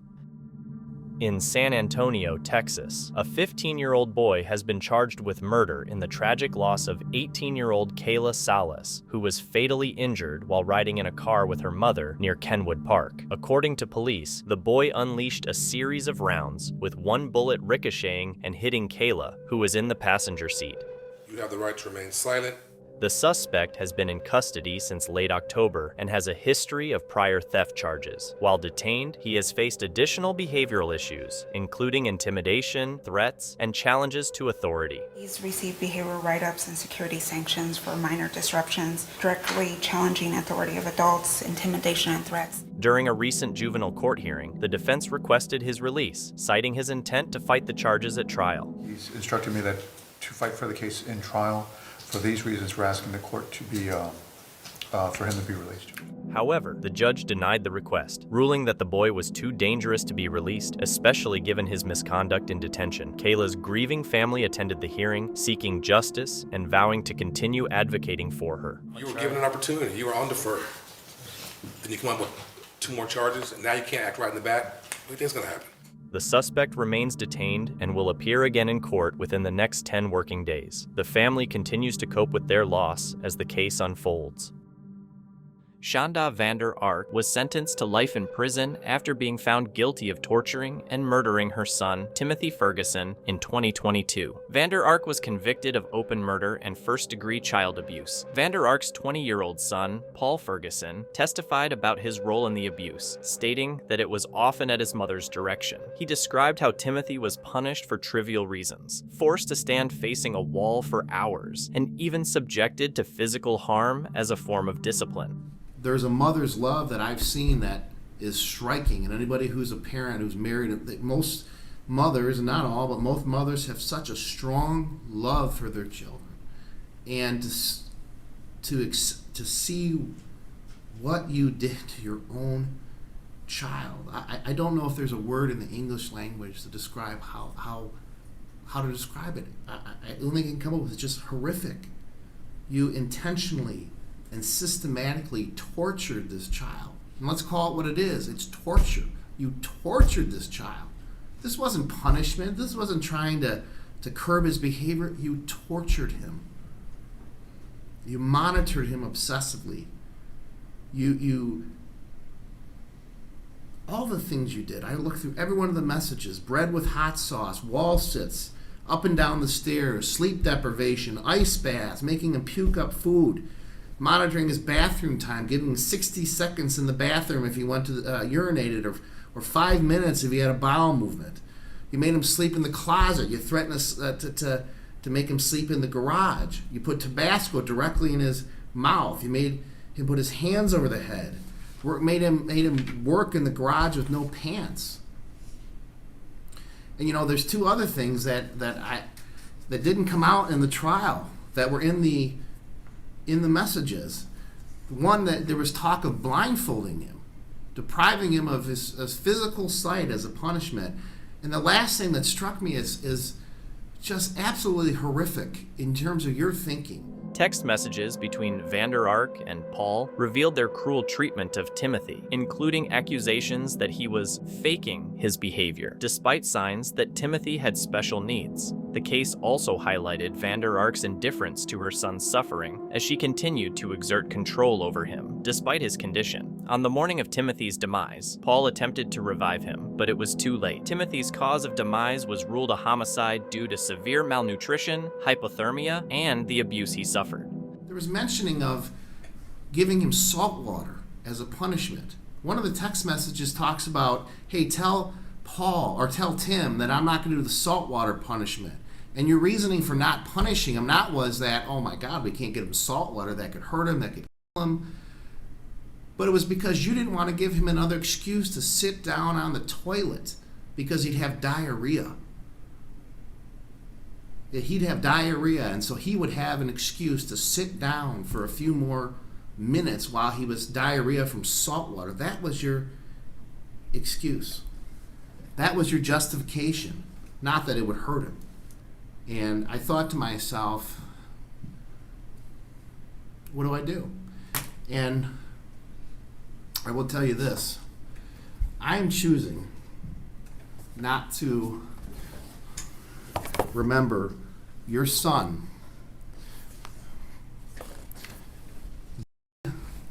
looking like a Holocaust victim, and I'm choosing to remember like that. And you can't even look at him. That's how he was. A beautiful child with a lot of life in his eyes. That's who your son was. And you took that from him. I'm choosing to remember him as a happy individual with life, not as an individual. And that's the picture I want people to remember of your son. You took that from him. You took it from him. For what reason, I don't know. Mr. Johnson's right. There is something broken in you. I don't know what that is, but it doesn't negate what you did here.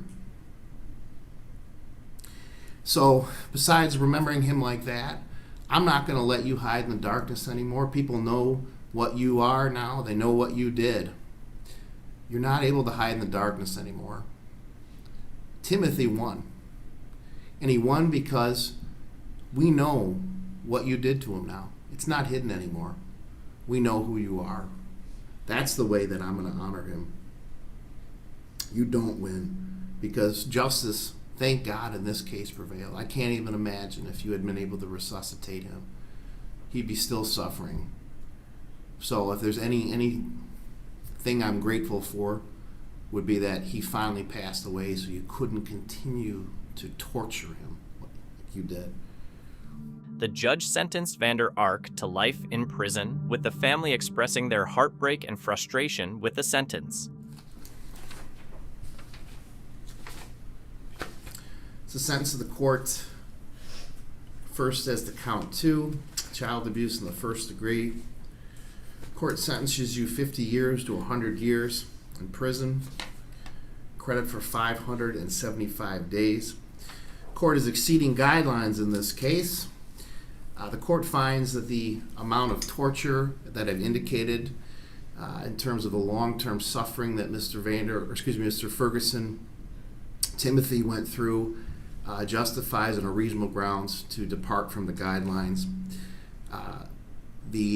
Used to be the standard was the guidelines. If the guidelines didn't take into consideration all the elements, I don't think they would take into consideration the amount of absolute systematic, consistent torture that you engaged in here. I think that's enough reasons to justify. I want the woman who killed my little brother to face the highest punishment possible. I want her detained for the rest of her life so she can't hurt anyone else. And I want the world to know that Timothy was wanted, if not by her, then by me. He was loved by me. In all my life, I only knew one thing that my little brother didn't like. He hated goodbyes.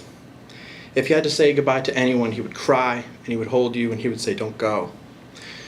But now I'm the one crying, but I never got to say goodbye. Vander Ark's attorney, however, suggested she had struggled with personal difficulties, but did not deny the severity of the crime. Savannah rapper Quando Rondo, whose real name is Tykean Bowman, was sentenced to 33 months in federal prison after pleading guilty to drug conspiracy charges in August. Initially facing up to 5 years, the reduced sentence was a relief for the rapper, who expressed gratitude and a positive outlook as he prepared to serve his time.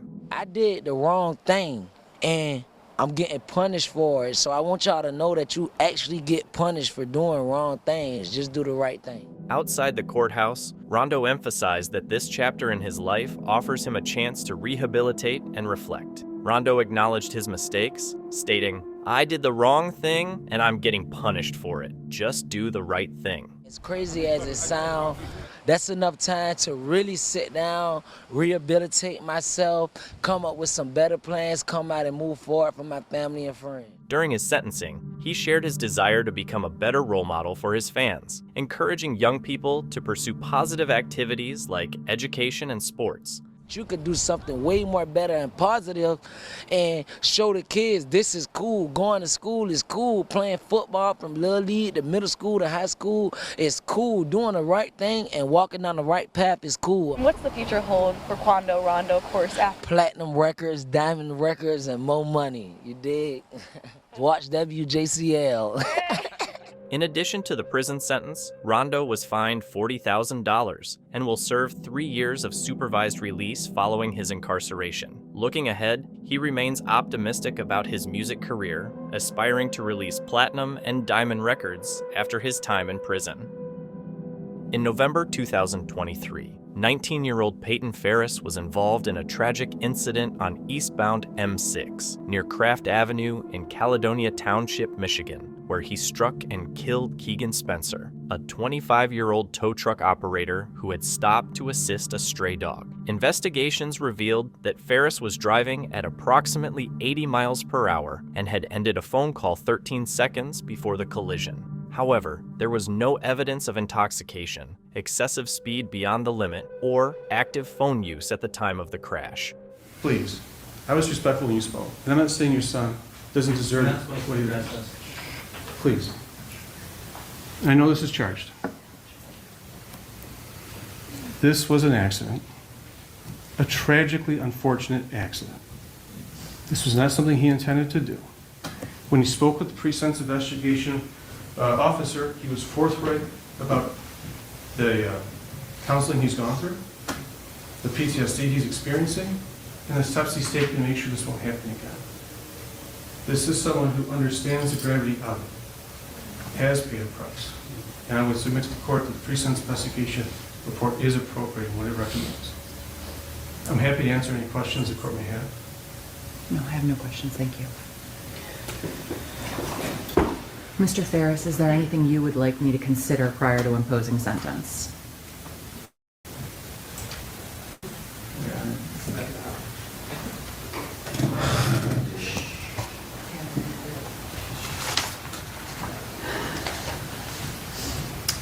As I said, when Mr. Ferris entered his plea, I had reviewed everything that had been sent to me, and since that time, there has been loads more letters of support sent. I've read every single letter of support for both you, Mr. Ferris, and every single victim impact statement that was prepared.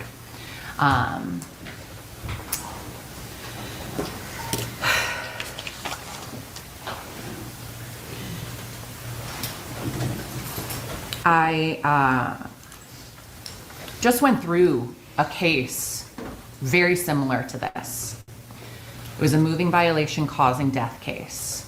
And in that case, the defendant opted to exercise his right to a jury trial. And it was horrific. And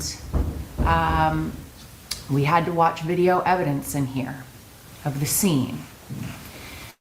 And ultimately, after 2 full days, a jury of his peers found him not guilty. And that case dragged on even longer than Keegan's and Peyton's case. In November 2024, Ferris pleaded no contest to a misdemeanor charge of moving violation causing death, which carries a maximum penalty of 1 year in jail. During the sentencing in December 2024, the court acknowledged the profound grief of Spencer's family. Ferris was sentenced to 2 years of probation, 500 hours of community service, mandatory counseling, and a 1-year suspension of his driver's license. Additionally, he was fined $2,000 and ordered to cover all funeral expenses. The judge emphasized that any violation of probation terms could result in a 1-year jail sentence. Peyton be placed on 12 months of probation, that he will participate in counseling, therapy, or programs as directed by probation, pay all the fees for those, and provide proof of continued attendance. That he shall complete 360 hours of community service, that he have no direct or indirect contact with the Spencer family.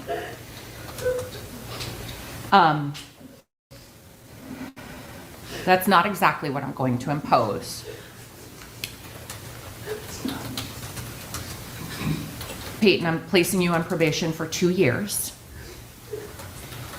You shall participate in counseling. You shall complete 500 hours of community service. You shall have no indirect or direct contact with the Spencer family.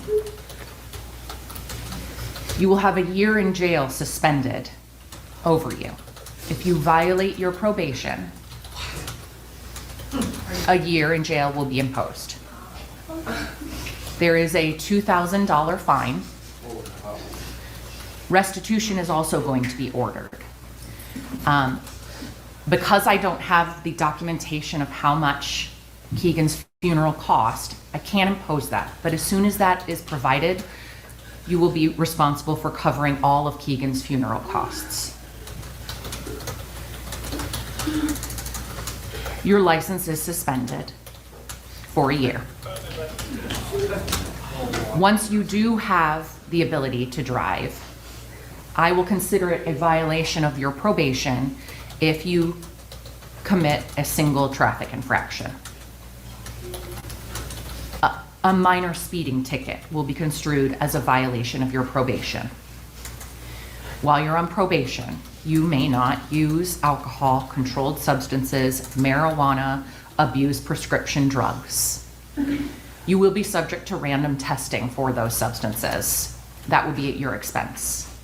You will be required to take every distracted driving class and safe driving class that is available to you.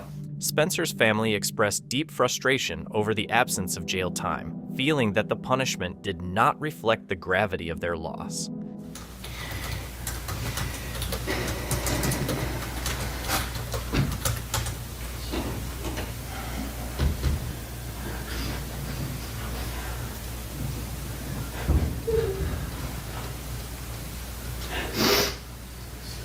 Do you have any questions for me? No, Your Honor. Thank you. Mr. Holmstrom, is there anything else? No, Your Honor. Thank you. To the families, I am very sorry. I have a question. Yes. Why no jail time? Why not something? Because I didn't He feel it. broke the law. I understood. One of our drivers got more for shooting a cat. He went to jail for 90 days for shooting a cat. We did without a driver for shooting a cat. The homeless guy wanted to jump out in front of my truck, I'd get charged with something. I understand. Keegan's like, I'm very, "Man, very sorry. My granddaughter doesn't have a dad." I'm very sorry.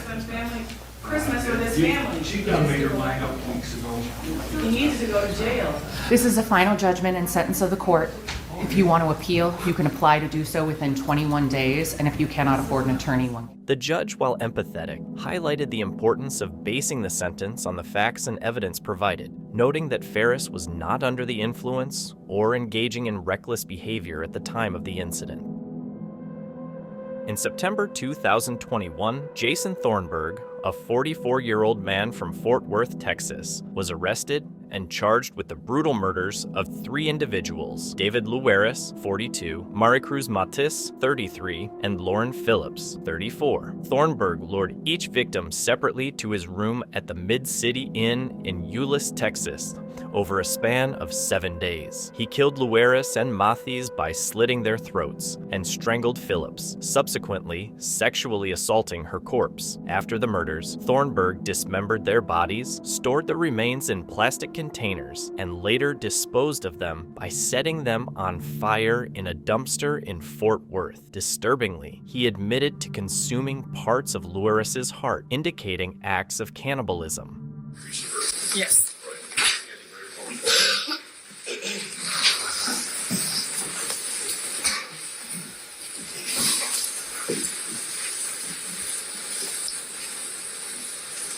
All right, were your answers unanimous? Yes. All right.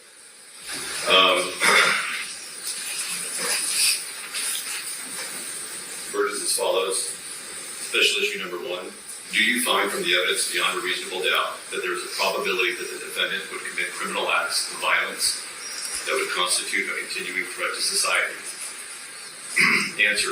We, the jury, unanimously find from the evidence beyond a reasonable doubt that the answer to special issue number 1 is yes. Special issue number 2.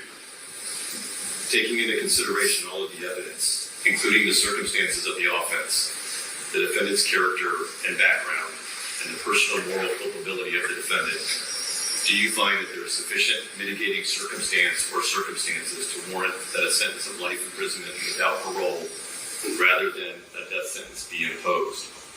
Answer. We, the jury, unanimously find that the answer to special issue number 2 is no. Ladies and gentlemen of the jury, a poll has been requested, so I'm going to call out your juror number, and I'm going to ask you if this is your verdict. Counsel, is there any reason why a sentence should not be pronounced? Any legal reason? No legal reason, Your Honor. Upon his arrest, Thornburg confessed to these killings, claiming he was compelled to commit sacrifices for religious reasons. He also admitted to 2 additional murders: his roommate, Mark Jewell, 61, in May 2021, and his girlfriend, Tanya Begay, in Arizona in 2017. Therefore, Jason Allen Thornburg, you have been adjudged by a jury to be guilty of capital murder, and the juror has answered the special issues, making it mandatory that your punishment be death. Therefore, this court sentences you, Jason Allen Thornburg, to death. The clerk of this court shall no later than the 10th day after this court enters its order setting the date for execution, issue a warrant under the seal of this court for the execution of the sentence of death, which shall be directed to the Director of the Correctional Institutions Division of the Texas Department of Criminal Justice at Huntsville, Texas, commanding the Director to proceed at the time and place named in the order of execution to carry the same into execution. This sentence shall be executed at any time after the hour of 6 p.m. on the day set for the execution. Thornburg's defense argued that he suffered from severe mental illness, including schizophrenia, and should be found not guilty by reason of insanity. However, the jury rejected this defense. By intravenous injection of a substance or substances in a lethal quantity sufficient to cause death, and until you, Jason Allen Thornburg, are such an execution procedure to be determined and supervised by the Director of the Correctional Institutions Division of the Texas Department of Criminal Justice. The judgment of conviction and sentence of death are subject to automatic review by the Court of Criminal Appeals. No date shall be set for the execution of sentence until after receipt by the clerk of this court of the mandate of affirmance of the Court of Criminal Appeals. This court will appoint counsel to represent you on the appeal and to apply for writ of certiorari to the United States Supreme Court if appropriate. Your counsel will be furnished a copy of this record, of the record of this case at no cost to you. And earlier this afternoon, I did appoint Mr. Robert Gill as your attorney on the appeal. Mr. Gill, will you please make sure that your client is aware of his appellate rights? Yes, Your Honor. Thank you. In December 2024, after being convicted of capital murder, Thornburg was sentenced to death by a Tarrant County jury. The case has drawn significant attention due to the gruesome nature of the crimes and Thornburg's claims of religious motivation. In 2019, Ashley MacArthur, a former crime scene technician from Pensacola, Florida, was convicted of first-degree premeditated murder for the 2017 killing of her friend, Taylor Wright, a 33-year-old private investigator and former police officer. The motive behind the murder was financial. Wright had entrusted MacArthur with $34,000 during her divorce proceedings, which MacArthur subsequently misappropriated. When Wright sought the return of her funds, MacArthur fatally shot her in the back of the head and concealed her body under concrete and potting soil on a family farm in Cantonment, Florida. I ask you personally, do you want to say anything to the court? Okay. All right, then, Ashley MacArthur, having been found guilty beyond a reasonable doubt by a jury of your peers of first-degree premeditated murder with a firearm, I am going to adjudicate you guilty.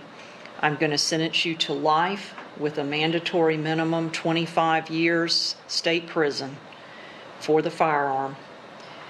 That will be with credit for 327 days. 327 days. That will run concurrent with any other sentence that you are serving. I assume it's $518 fines and costs. Are there any other fines and costs? And anything else the state other than the 30 days? All right, and you have 30 days. The 518 will be reduced to a lien, and you have 30 days. During the trial, evidence presented included surveillance footage of MacArthur purchasing concrete and potting soil the day after Wright's disappearance, as well as testimonies revealing MacArthur's expressed intent to harm Wright. The jury found MacArthur guilty, and she was sentenced to life in prison. As of now, MacArthur remains incarcerated at the Lowell Correctional Institution in Marion County, Florida. In 2013, Alexis Sexton, a 19-year-old from Batavia, Ohio, was convicted of multiple counts of child and felonious assault for intentionally harming children under her care. Brain swelling, he had blood on his brain, he had 3 broken ribs. I just want her to receive the maximum amount you can give for her, for what she's done. It's not fair to him to have to deal with something for the rest of his life. During a probation interview, Sexton admitted to intentionally harming children since the age of 5, targeting infants because they couldn't report the abuse. She took him away from me almost.